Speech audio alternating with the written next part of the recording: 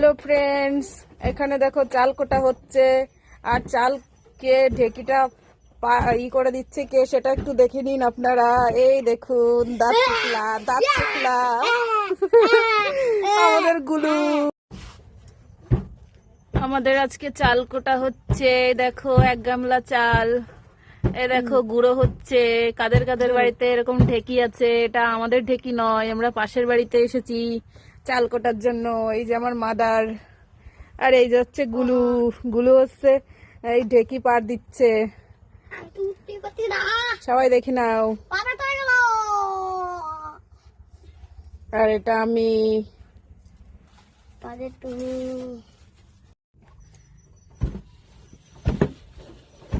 সুন্দর করে কর। এই হচ্ছে গুঁড়ো হচ্ছে, আর এই হচ্ছে চালা হচ্ছে। সুন্দর ফিনিশিং গুঁড়ো নিচে পড়ছে।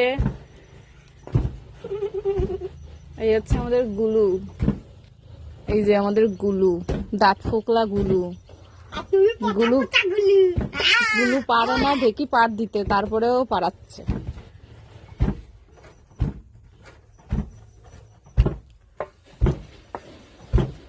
এই কম করে জায়গা 10 কেজি চাল মনে হচ্ছে তোমার নাকি আজকে? হ্যাঁ,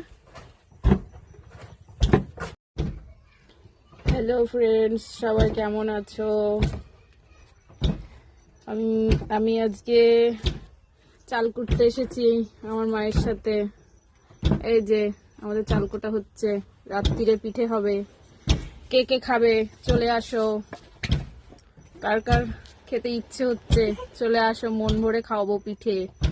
আর আমাদের একজন আছে বিশেষ গেস্ট, সে হচ্ছে দাঁত ফোকলা। ওই যে চাল পার দিচ্ছে, মানে ঢেকি পাড়াচ্ছে। এ দেখো ঢেকি আমাদের এখানে, ওই যে গ্রামের বাড়ির ঢেকি। এই যে এইভাবে চাল কোটা হয় গ্রামে। কাদের কাদের ঢেকি আছে বাড়িতে কমেন্ট করো। আমাদের নেই, আমরা পাশের বাড়িতে এসেছি।